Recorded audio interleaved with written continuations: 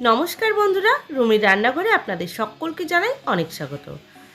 আপনাদের ঘরে যদি দুটো আলু থাকে তাহলে ঝটপট করে এই রেসিপিটি বানিয়ে নিন, খেতে দুর্দান্ত টেস্ট লাগে। তাহলে চলুন ভিডিওটি স্কিপ না করে পুরোটা দেখারই অনুরোধ রইল। পটেটো বলস বানানোর জন্য এখানে আমি দুটো সেদ্ধ আলু নিয়েছি, আর আলুটা কুকারে সামান্য পরিমাণে জল দিয়ে সেদ্ধ করে নিয়েছি।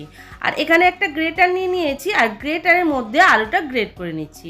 আপনারা চাইলে হাত দিয়েও ম্যাশ করে নিতে পারেন। বন্ধুরা, ভিডিওটি স্কিপ না করে পুরোটা দেখারই অনুরোধ রইল।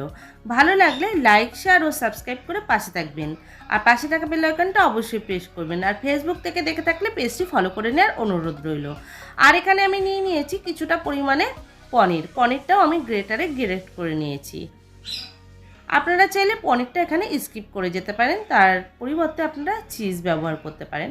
দিয়ে দিলাম পরিমাণ মতো লবণ, হলুদ, লঙ্কার গুঁড়ো, সামান্য পরিমাণে গরম মশলা গুঁড়ো, আর দিয়ে দেবো চিনি, আর দিয়ে দিচ্ছি একটা কুচিয়ে রাখা কাঁচা লঙ্কা, 2 টেবিল চামচ ময়দা, আর 1.5 টেবিল চামচ আমি দিয়ে দিচ্ছি কর্নফ্লাওয়ার, আর দিয়ে দিচ্ছি 2 টেবিল চামচ রিফাইন তেল।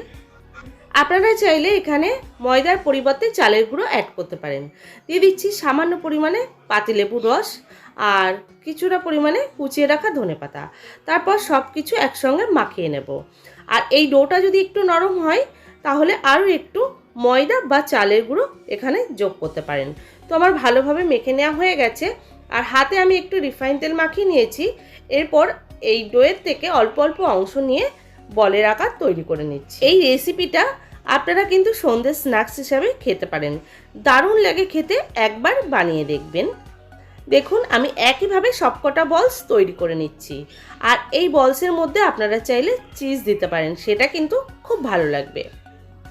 তো সবকটা বলসই এরকমভাবে তৈরি করে নিচ্ছি। আর দেখুন, পুরোটা বলস তৈরি করে নেওয়া হয়ে গেছে। আর এরপর আমি কড়াইতে দিয়ে দিচ্ছি পরিমাণ মতো রিফাইন তেল। তেলটা একটু গরম হয়ে গেলে দিয়ে দেব একটা একটা করে পটেটো পনির বলস। আর আপনারা এই রেসিপিটি যাকে খাওয়াবেন বন্ধুরা, সে কিন্তু আপনার সুনামি করবে। একবার অন্ততপক্ষে বাড়িতে বানিয়ে দেখুন। একদম কম খরচে এত সুস্বাদু একটা রেসিপি বানানো যায়, সত্যি না বানালে আপনারা বুঝতেই পারবেন না। তো আমি ওপর থেকে চামচে করে একটু তেলগুলো ছড়িয়ে দিচ্ছি। এরপর খুন্তি দিয়ে আমি আস্তে আস্তে নাড়া দিয়ে উল্টে পাল্টে নেব। দেখুন, এটা আমি একটু লালচে করে ভাজবো, যাতে দেখতে ভালো লাগে, আর ওপরটা একটু ক্রিস্পি হবে আর ভেতরটা হালকা নরম থাকবে, খেতে অসাধারণ লাগবে। দেখুন, আমি একটু লালচে করে ভেজে নিচ্ছি। আপনারা চাইলে কালারটা একটু হালকা কালারও করে নিতে পারেন। এরপর ভেজে নেওয়া হয়ে গেছে। একটা ঝাঁঝরির সাহায্যে আমি ভালোভাবে তেল ঝরিয়ে একটা প্লেটে তুলে নিচ্ছি।